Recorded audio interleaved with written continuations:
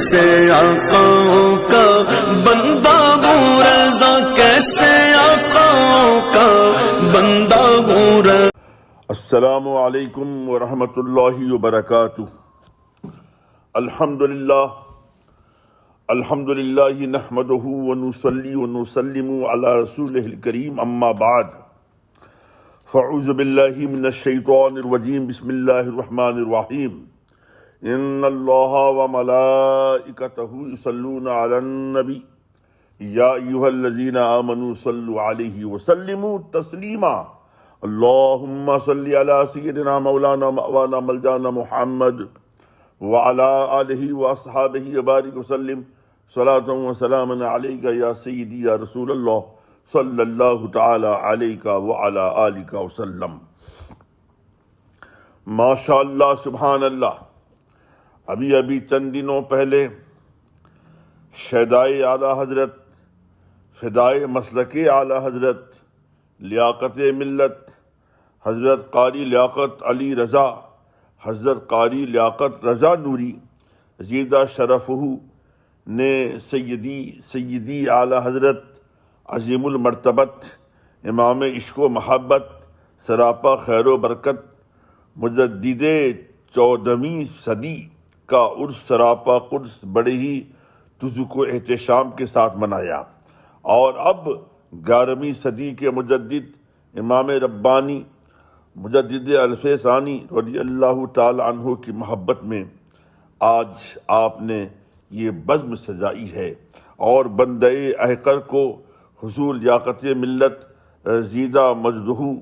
کو یہ زرعی موقع فراہم کیا کہ آج اس عظیم ہستی کی عظمت شان پر اپنا معافی ضمیر ادا کر سکے۔ حضرات سامعین، تاریخ کے اوراق شاہد ہیں کہ جب باطل نے سر ابھارا تو باطل کی سرکوبی اور پسپائی کے لیے اللہ تبارک و تعالی نے کسی نہ کسی مرد مجاہد کو بھیجا، اور اس مرد مجاہد نے باطل کی اینٹ سے اینٹ بجا کر حق کا بول بالا کر دیا۔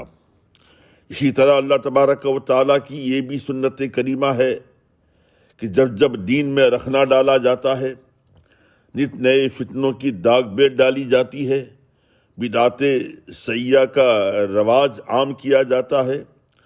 شرک و شر سے اسلام و ایمان کو کمزور کرنے کی ناپاک کوشش کی جاتی ہے، عقائد حقہ کی بے کنی میں زور لگایا جاتا ہے، اعمال حسنہ پر شبخون مارنے کی منصوبہ بندی کی جاتی ہے، قرآن مقدس کی آیات بینات اور فرامین رسول کائنات کے مفاہیم و مطالب کو توڑ مروڑ کر پیش کرنے کی جسارت کی جاتی ہے، تو خدائے لم یزل ایسے وقت میں مجدد کو مبعوث فرماتا ہے، جیسا کہ رسول ہاشمی وقار صلی اللہ تعالی علیہ وآلہ وسلم کا ارشاد گرامی ہے، ان اللہ یبعث لہذہ الامتی علی رأس کل 100 سنہ من یجدد لہا امر دینہا، یعنی اللہ تبارک و تعالی ہر 100 سال میں مجدد کو مبعوث فرماتا ہے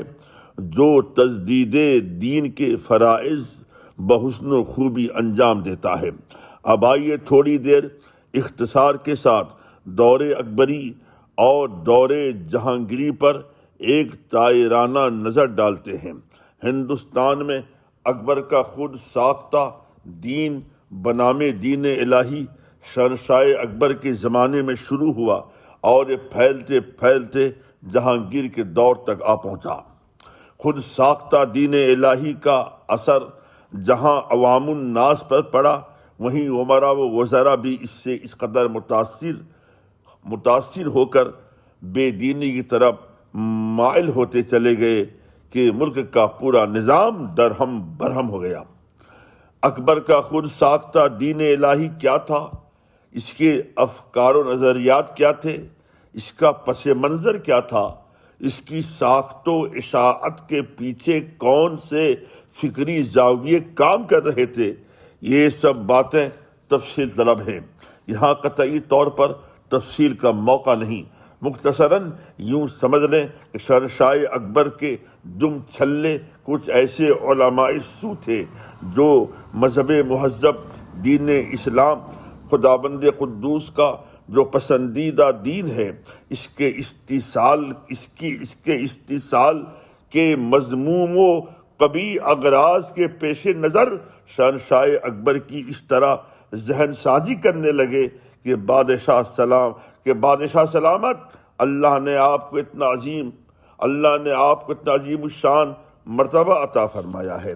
اور آپ کو اتنے بڑے ملک کا بادشاہ بنایا ہے۔ مطلب یہ ہے علماء سو یوں کاسا لیسی کر رہے تھے شہنشاہ اکبر کی، اور یوں بھی کہہ رہے تھے اب آپ کی ذمہ داریاں ہیں کہ آپ 1000 سال قدیم دین میں معاذ اللہ ترامیم لائیں، تبدیلیاں لائیں، نئی تعبیرات اور جدید فکری رجحانات کے ساتھ نیا دین بنام دین الہی کی داغ بیل ڈالیں، کیونکہ اب دین معاذ اللہ ثم معاذ اللہ فرسودہ ہو گیا ہے، انتہائی پرانا ہو گیا ہے، اس کے بہت سارے قوانین و اصول اب قابل عمل نہ رہے العیاذ باللہ۔ لہٰذا ایک نئے دین کے اشاعت کی اشد ضرورت ہے، اور ایک کام آپ بآسانی کر سکتے ہیں کیونکہ آپ بادشاہ وقت ہیں، آپ کو اختیار کلی حاصل ہے، اور آپ صرف ایک مجتہد نہیں بلکہ مجتہد اعظم ہیں۔ جیسی روح ویسا فرشتہ، اس محاورے کے تحت ہوا یوں کہ اللہ تبارک و تعالیٰ کی پناہ نئی تعبیر و تشریح کے ساتھ ایک نیا دین بنام دین الہی پورے ہندوستان میں متعارف ہونے لگا۔ صرف متعارف ہی نہیں بلکہ حکومتی طور پر قانون سازی کی گئی، اور اس نئے دین کو باضابطہ لیگلائز کر کے حکومت کی طرف سے نہ صرف یہ کہ رائج کیا گیا بلکہ اسے ہندوستان کا مذہب کہا جانے لگا، اور حکم نافذ کیا گیا جو اس نئے دین کے احکام و اصول کی پابندی نہیں کرے گا اس کی سخت سے سخت سرزنش ہوگی اور اس کو شدید سے شدید تر سزائیں دی جائیں گی۔ یہ ایک ایسا مہلک دین کش ایمان سوز دین تھا جس میں اللہ تبارک و تعالیٰ کی پناہ، اللہ کی عبادت کے ساتھ ساتھ سورج کی بھی پرستش کو لازمی قرار دیا جانے لگا، خنزیر اور شراب کی حرمت کو کالعدم کیا جانے لگا، زنا جیسے کبھی تر گناہ کو بعض شرطوں کے ساتھ جائز کہا جانے لگا۔ مختصراً یہ کہا جا سکتا ہے کہ اس دور میں ہندوانہ رسوم و رواج کو اسلامی عقائد میں شامل کر کے اسلام کے تشخص کو بگاڑا جا رہا تھا۔ جب اس نئے دین کی خواص و عوام پیروی کرنے لگے تو ایسے سنگین حالات میں ضرورت تھی ایک ایسے مجدد کی جو نئے دین کے پیروکاروں کو دین برحق دین اسلام کا مطیع و عامل بنا دے۔ اس دور میں خود ساختہ دین الہی کے علاوہ تصوف، جس کے لائق صد تحسین طریقوں پر چل کر ایک بندہ مومن قرب الہی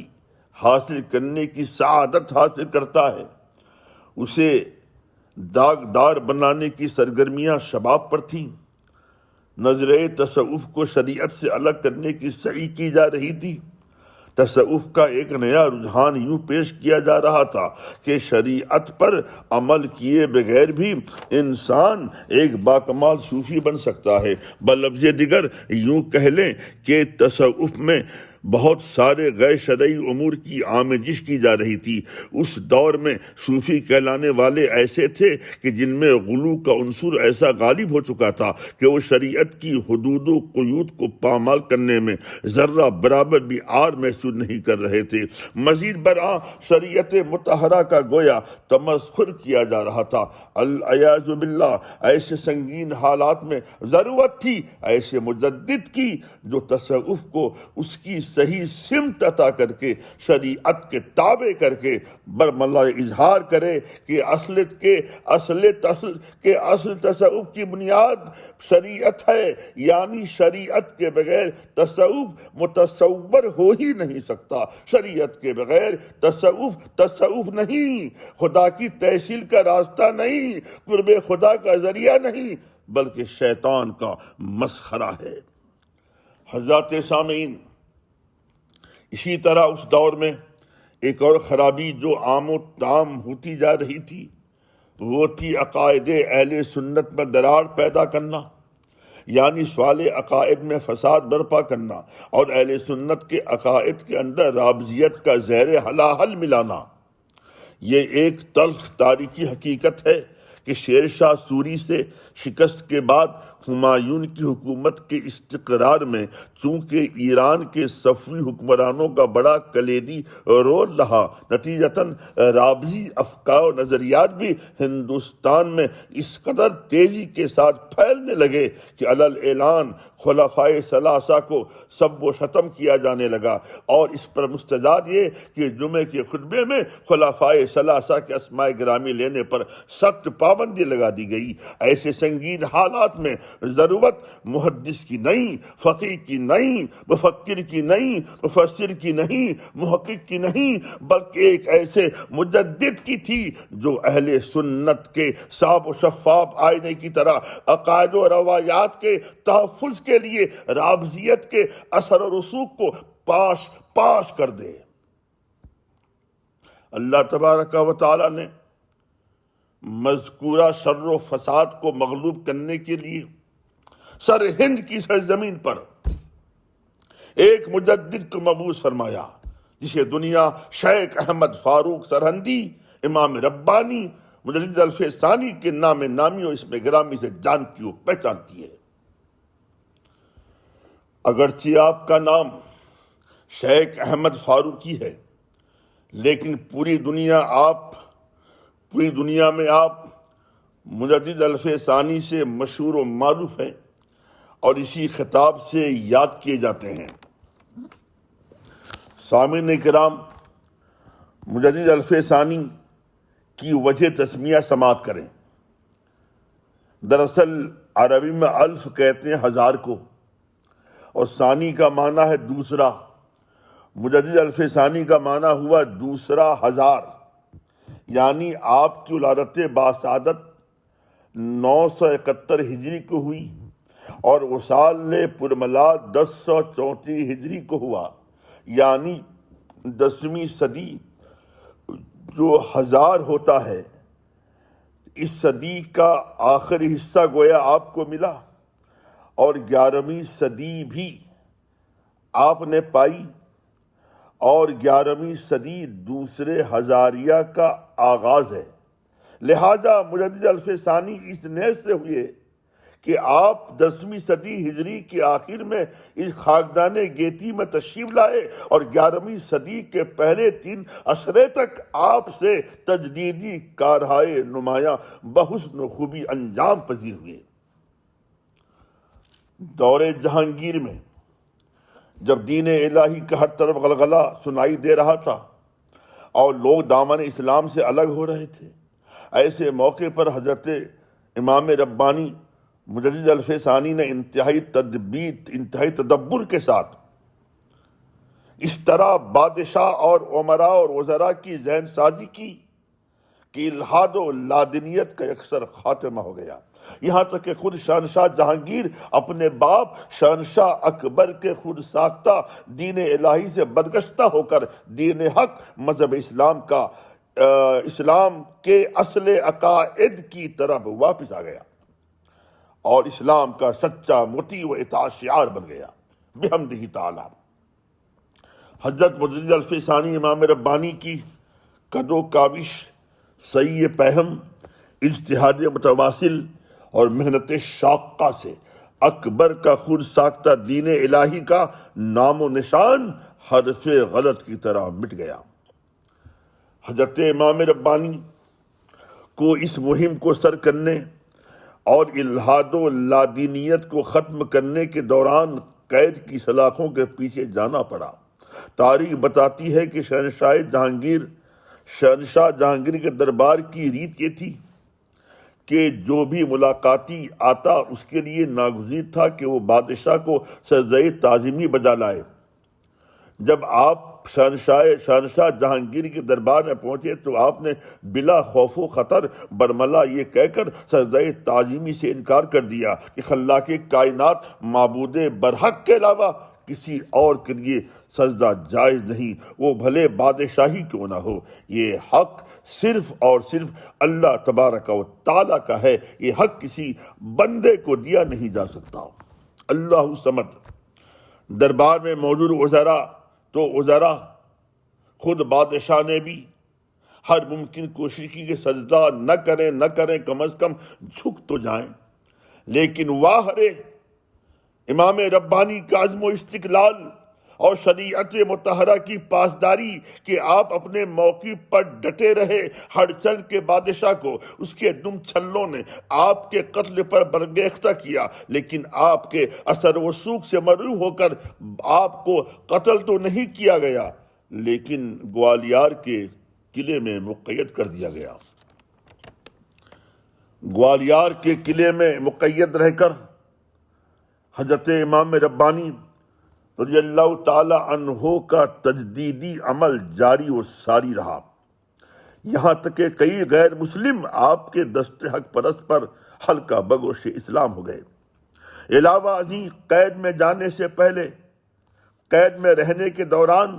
اور قید سے رہائی کے بعد شہنشاہ کے امراء، وزراء، مددگار اور درباریوں سے ملاقات کے ذریعہ اور بالخصوص مکتوبات کے ذریعہ ان سب کی آپ نے ایسی ذہن سازی فرمائی کہ مقابلے میں آئے بغیر، محاذ قائم کیے بغیر، احتجاجی جلسے جلوس کے بغیر آپ کو خداوند قدوس نے ایسی شاندار فتح و کامرانی عطا فرمائی، جیسا کہ میں نے پہلے عرض کیا کہ امراء و وزراء ہی نہیں بلکہ جہاں شہنشاہ جہانگیر کا وزیر اعظم خانہ آپ کی حلقہ ارادت میں آ گیا، وہیں خود شہنشاہ جہانگیر بھی آپ سے اس قدر متاثر ہوا کہ آپ کو اس نے اپنے لشکر کے ساتھ رکھا، اور بالآخر جہانگیر اپنے باپ کے بنائے ہوئے دین سے تائب ہو کر نہ صرف وہ راہ راست پر گامزن ہو گیا بلکہ ملک کی سطح پر دین الہی کا خاتمہ کر دیا۔ یہ آپ کا ایسا تجدیدی کارنامہ ہے، اسے قیامت تک فراموش نہیں کیا جا سکتا۔ علاوہ ازیں آپ نے رابضیت کا قلعہ کما کرنے کے لیے رد روافظ جیسی معرکۃ الآراء کتاب تصنیف فرمائی۔ واضح رہے کہ بر صغیر میں رابضیوں کی تردید و ابطال میں یہ پہلی کتاب ہے، اور ساتھ ساتھ تصوف کا صحیح تصور پیش کر کے تصوف کے صاف و شفاف چہرے کو گرد آلود کرنے والوں کو چاروں شانے آپ نے چت کر دیا۔ آپ نے صاف لفظوں میں تقریر و تحریر کے ذریعہ یہ فرمایا کہ جو تصوف شریعت کے بالکلیہ ہم آہنگ ہو وہی تصوف ہے، ورنہ شیطان کا مسخرہ ہے۔ حضرات سامعین، رب قدیر نے آپ کو اس قدر علوم و معارف اور روحانی اقدار سے نوازا تھا کہ آپ کی شہرت سن کر صرف ہندوستان کے مشائخ نہیں بلکہ روم، شام، ماوراء نہر، افغانستان کے مشائخ بھی آپ کے پاس آ کر استفادہ کرتے رہے۔ اگرچہ حضرت امام ربانی مجدد الف ثانی کتاب مستطاب مکتوبات امام ربانی بہت ہی مشہور اور معروف ہے، لیکن اس کے علاوہ بھی آپ نے مختلف موضوعات پر کئی کتابیں تصنیف فرمائیں، مثلا اثبات النبوہ، رسالہ تحلیلیہ، رد روافظ، شرح رباعیات، معارف دینیہ، مبدأ و معاد، مکاشفات عینیہ، رسالہ جذب و سلوک، تعلیقات عوارف المعارف، رسالہ آداب المریدین، رسالہ اثبات الواجب، رسالہ علم حدیث، رسالہ حالات خواجگان نقشبند، مگر بڑا ہی افسوسناک امر ہے کہ مذکورہ کتابوں میں صرف 8 کتابیں زبر طباعت سے آراستہ ہوئیں، بقیہ کتابوں کے فقط نام تو ملتے ہیں، لیکن افسوس 7,000 افسوس ان کا وجود کہیں نہیں ملتا۔ اس میں کوئی شبہ نہیں کہ آپ کی مکتوبات امام ربانی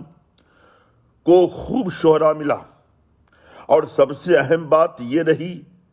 کہ یہ کتاب آپ کی حیات ظاہری ہی میں صرف تباہی نہیں ہوئی بلکہ شہرت کے بام عروج پر پہنچ چکی تھی۔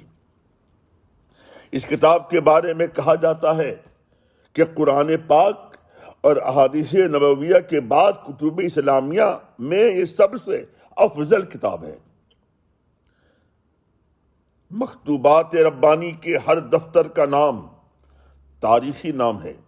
اور تعداد مکتوبات بھی اپنے اندر انفرادیت و خصوصیت رکھتی ہے۔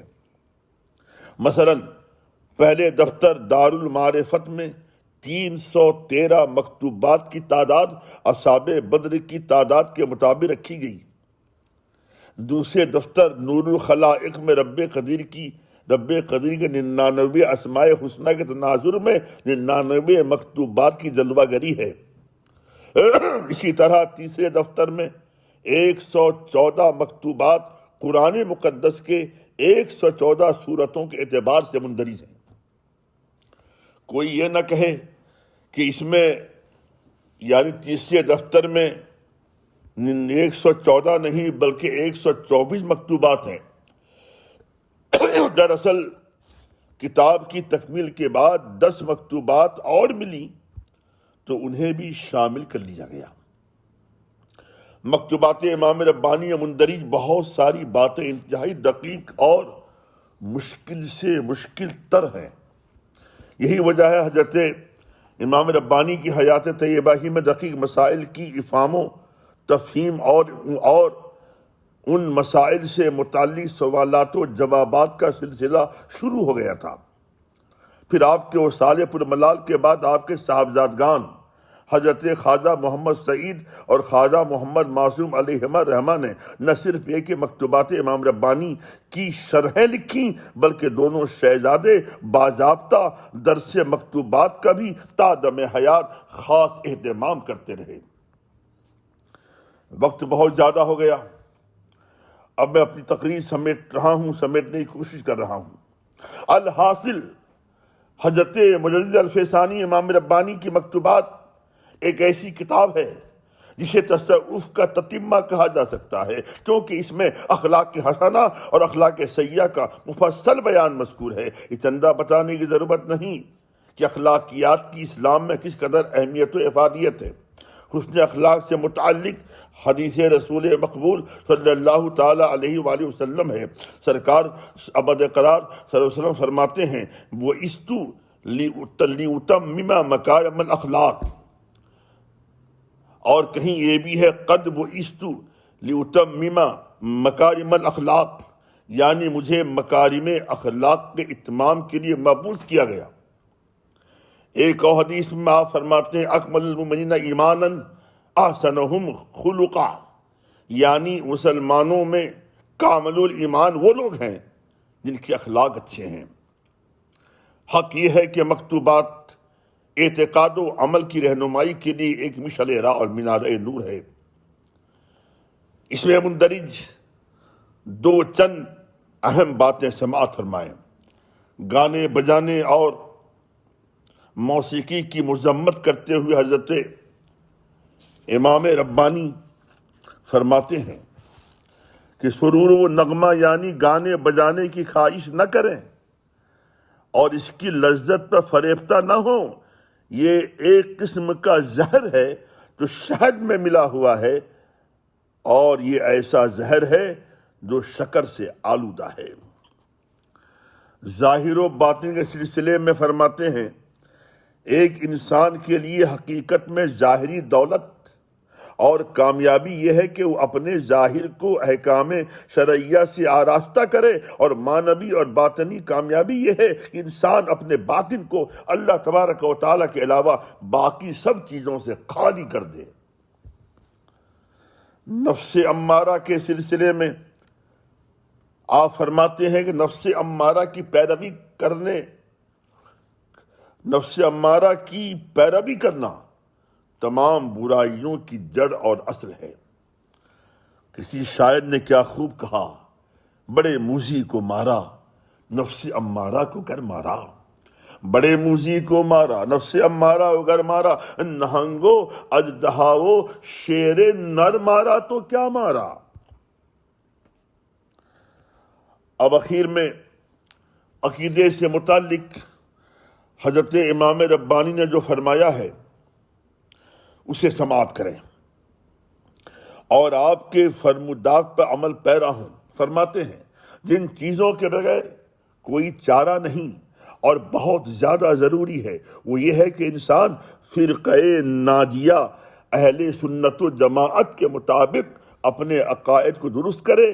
پھر فقہی احکام کے مطابق فرائض، سنن، مستحبات و واجبات، حلال و حرام اور مکروہ و مشتبہ تمام احکام کے علم کے حصول کے بعد ان سب پر عمل کریں۔ اب جلدی سے معمول کے مطابق امام ربانی مجدد الف ثانی کی شان میں جو منقبت بندہ ایکر نے کہی ہے بغور سماعت فرما کر شکریہ کا موقع فراہم کریں۔ مسئلہ پیش خدمت ہے۔ ہمارے رہبر کامل مجدد الف ثانی ہیں، ہمارے رہبر کامل مجدد الف ثانی ہیں، غموں کے بحر کے ساحل مجدد الف ثانی ہیں، غموں کے بحر کے ساحل مجدد الف ثانی ہیں۔ شعر سنیے گا۔ شب و روز ان کی روشن زندگی کے ہیں دلیل تام، شب و روز ان کی روشن زندگی کی ہیں دلیل تام، صفات خیر کے حامل مجدد الف ثانی ہیں، صفات خیر کے حامل مجدد الف ثانی ہیں۔ صحابہ یاد آئے، اس شعر پہ خاص توجہ دیجیے گا۔ صحابہ یاد آئے دیکھ کر ان کی اداؤں کو، صحابہ یاد آئے، صحابہ یاد آئے دیکھ کر ان کی اداؤں کو، خلیق و عابد و عادل مجدد الف ثانی ہیں، خلیق و عابد و عادل مجدد الف ثانی ہیں۔ شہنشاہ ولایت کی خلافت کا ملا خرقہ،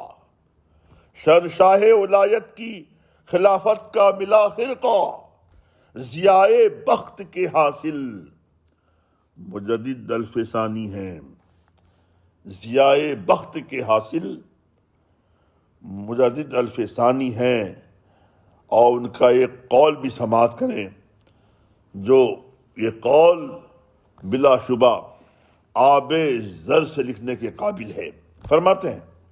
آپ قول سنیے، شعر کے سانچے میں ڈھالا ہے میں نے، ہیں حقدار اہل سنت صرف جنت کے، ہے قول ان کا، ہیں حقدار اہل سنت صرف جنت کے، ہے قول ان کا، یوں حق گو ماہی باطل مجدد الف ثانی ہیں، یوں حق گو ماہی باطل مجدد الف ثانی ہیں۔ اور یہ آخری شعر آپ کی سماعت نظر کر رہا ہوں۔ خدا سے ہے محبت اس لیے وہ رب ہے آقا کا، خدا سے ہے محبت اس لیے وہ رب ہے آقا کا، اس اعلیٰ قول کے قائل مجدد الف ثانی ہیں، اس اعلیٰ قول کے قائل۔ اور مقطع سنیے گا۔ کیا تاراج اکبر کے ضلالت خیز مذہب کو، کیا تاراج اکبر کے ضلالت خیز مذہب کو، عظیمت کے عجب عامل مجدد الف ثانی ہیں، ہمارے رہبر کامل مجدد الف ثانی ہیں، غموں کے بحر کے ساحل مجدد الف ثانی ہیں۔ وما علیہ الا البلاغ المبین۔ السلام علیکم، فی امان اللہ۔